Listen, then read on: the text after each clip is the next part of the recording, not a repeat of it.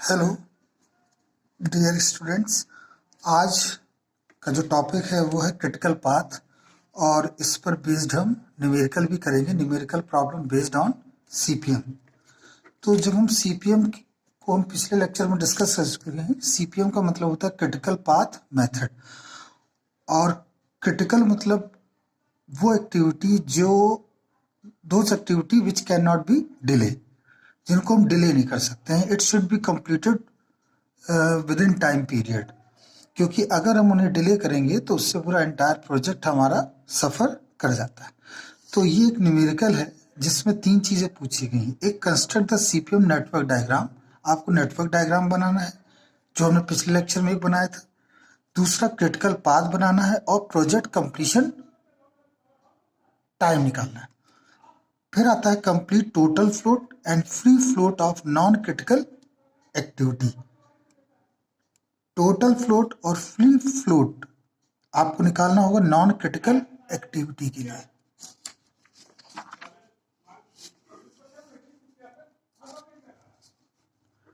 यहाँ पर देखिए, टोटल फ्लोट और फ्री फ्लोट के बारे में हमने आपको डिफाइन किया हुआ है, इसको हम बाद में बताएंगे। लेकिन सबसे पहले हम ये जान लेते हैं कि क्रिटिकल पाथ क्या होता है।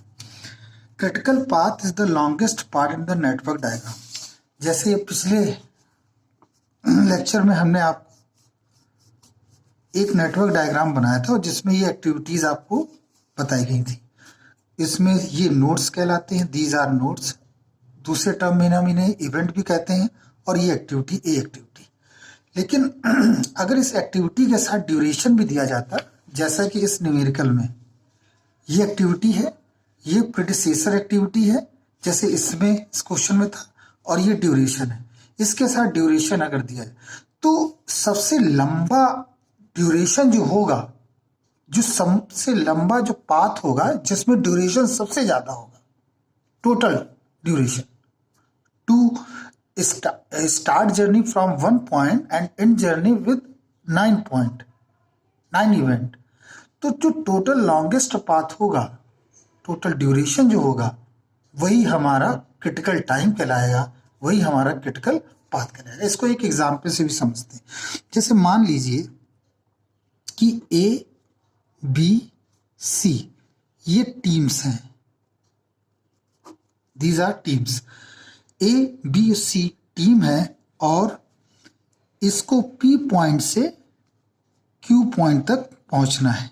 मतलब पी स्टार्टिंग पॉइंट है और ये एंड पॉइंट है। तो इस टीम ए को पी पॉइंट से क्यू पॉइंट तक पहुंचना है। ये प्लेस भी हो सकते हैं, एक एग्जाम्पल में ले रहा हूं। बी टीम को पी से क्यू पॉइंट तक पहुंचना है और सी टीम को भी पी से क्यू पॉइंट तक पहुंचना है। तीनों का स्टार्टिंग टाइम फिक्स है। अब ये जो ए बी सी टीम जो है, जो रूट अडॉप्ट करती है वो तीनों के अलग अलग है। जैसे ए टीम अडॉप्ट करती है रूट एक्सप्रेसवे, एक्सप्रेसवे या हाईवे। ये जो टीम है वो एक्सप्रेसवे का रूट लेती है जिससे वो पी पॉइंट से चलकर यू पॉइंट तक पहुंचती है। बी जो टीम है वो बिजी रोड को अडॉप्ट करती है फॉर सम रीजन। सी जो है वो लोकल ट्रेन को। एज यूजली आप जानते हैं एक्सप्रेस वे में सिग्नल्स नहीं होते हैं, लेकिन बिजी रोड में काफी सिग्नल्स होते हैं। तो ये सबसे देर में पहुंचेगा, ये सबसे देर में पहुंचेगा। लोकल ट्रेन में कोई सिग्नल्स नहीं होता, ये बहुत ही फास्ट इसका ट्रेवलिंग टाइम पीरियड होगा और सेकंड पोजीशन भी होगा। Let take it takes time to 15 minute. Local train ने हमने मान लिया 15 मिनट्स में ये जर्नी तय की। सी टीम लोकल ट्रेन के जरिए आती है, 50 मिनट्स में इसने जर्नी अपनी कंप्लीट की।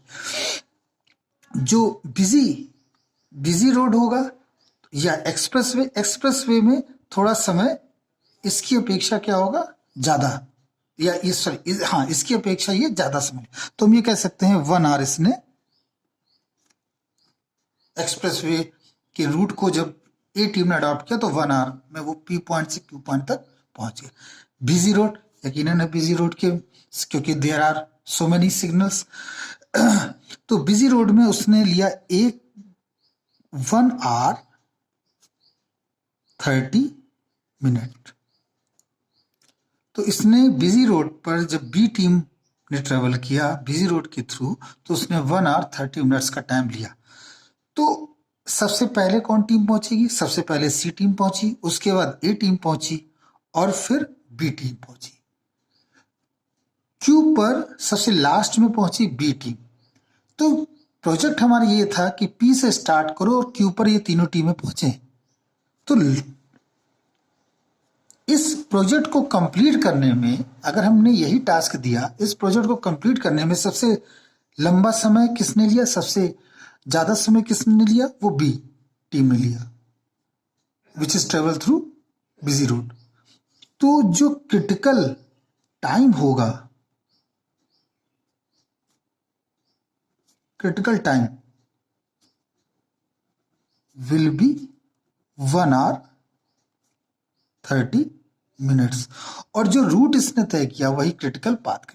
तो ये प्रोजेक्ट तब कंप्लीट होगा जब ये तीनों टीम क्यू पॉइंट पे पहुंचेंगी, और तीनों टीम के क्यू पॉइंट तक पहुंचने का जो टाइम है वो 1 आवर 30 मिनट्स होगा, क्योंकि जो लॉन्गेस्ट टाइम। अब देखिए, ये क्रिटिकल एक्टिविटी हो गई, क्रिटिकल टाइम हो गया। ये नॉन क्रिटिकल टाइम हो गया। क्यों? क्योंकि इट कैन बी डिले। आप 1 घंटे की जगह 1 घंटे 5 मिनट ले सकते, तो भी प्रोजेक्ट 1 आवर 30 मिनट्स से कंप्लीट होगा। आप 50 मिनट्स की जगह आप 1 घंटे ले सकते हो, या 1 घंटे 10 मिनट ले सकते हो। मतलब these are non critical activities. Non critical, इनको हम कहेंगे non critical activity. Non critical activity. और इसको बोलेंगे, इस एक्टिविटी को जो नाम देंगे वो कहलाएगा क्रिटिकल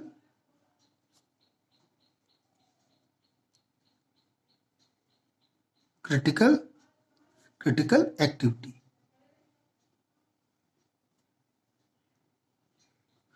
तो आई होप आपको ये कॉन्सेप्ट समझ में आ गया होगा कि क्रिटिकल एक्टिविटी कौन सी होती है और नॉन क्रिटिकल एक्टिविटी कौन सी होती है। आइए अब इस पम्पलेट के माध्यम से समझते हैं कि क्या ये लिखा, critical path is the longest path in the network diagram. This can be identified by simple listing out all possible paths from start node of project to the end node of the project। सबसे लंबा path होता है start node से और इन node के बीच का। And select the path with the maximum some of activity time on the path. और हम उस पाथ को सेलेक्ट करते हैं जिसमें सबसे ज्यादा समय लगता है। इसमें 2 फेज होते हैं जब हमें क्रिटिकल पाथ को सॉल्व करना होता है। इसमें अर्लीस्ट स्टार्टिंग टाइम, जिसको हम ES से डिफाइन करते हैं, और लेटेस्ट कंप्लीशन टाइम, जिसे हम LC से डिफाइन करते हैं। अर्लीस्ट स्टार्टिंग टाइम ES, और ये फॉरवर्ड डायरेक्शन में होता है। लेटेस्ट कंप्लीशन टाइम वो बैकवर्ड डायरेक्शन में होता है। मतलब अगर एक्टिविटी इधर से इधर की ओर मूव कर रहे हैं तो उसे हम लेंगे latest ES, latest starting time. Latest starting time आगे की ओर मूव करेगा, और लेटेस्ट कंप्लीशन टाइम जो होगा वो बैकवर्ड डायरेक्शन में मूव करेगा। किस प्रकार से हम क्वेश्चन को सॉल्व करेंगे वो यहाँ पर। तो मैंने ये बताया आपको क्रिटिकल पाथ के 2 फेजेस होते हैं। सबसे पहला फेज है आपका अर्लीस्ट स्टार्टिंग टाइम और लेटेस्ट कंप्लीशन टाइम।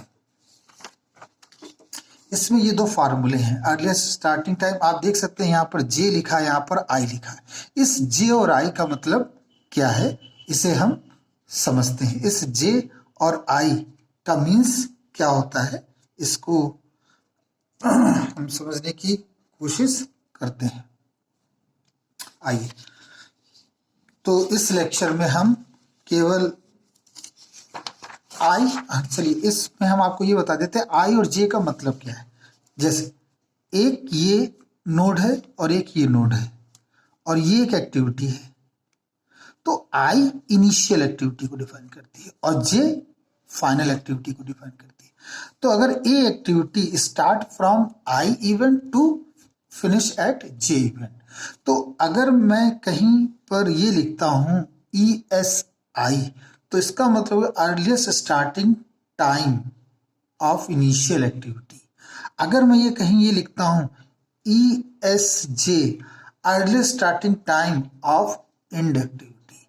अगर मैं कहीं लिखता हूं LCI, latest completion time of initial activity. अगर मैं कहीं लिखता हूं LCJ, तो latest completion time of and activity. तो जे एंड एक्टिविटी को या एंड नोड को बताता है, और आई इनिशियल एक्टिविटी को या इनिशियल नोड को डिफाइन करता है। जैसे अगर हम इस क्वेश्चन में देखें तो इन दोनों में आई ये हो जाएगा और जे ये हो जाएगा, इन दोनों में आई ये हो जाएगा, जे ये हो जाएगा, इन दोनों में आई ये हो जाएगा, जे ये हो जाएगा। आई थिंक ये आपको समझ में आ गया होगा। अर्ली स्टार्टिंग टाइम, तो दोनों ही नोड पर अर्ली स्टार्टिंग टाइम भी होगा और लेटेस्ट कंप्लीशन टाइम भी होगा। क्लियर हो गया होगा। इसमें हम नेक्स्ट वीडियो में ये जानेंगे कि किस प्रकार से इस क्वेश्चन को सॉल्व किया जाएगा, और नेक्स्ट वीडियो थोड़ा सा बड़ा होगा। Thank you.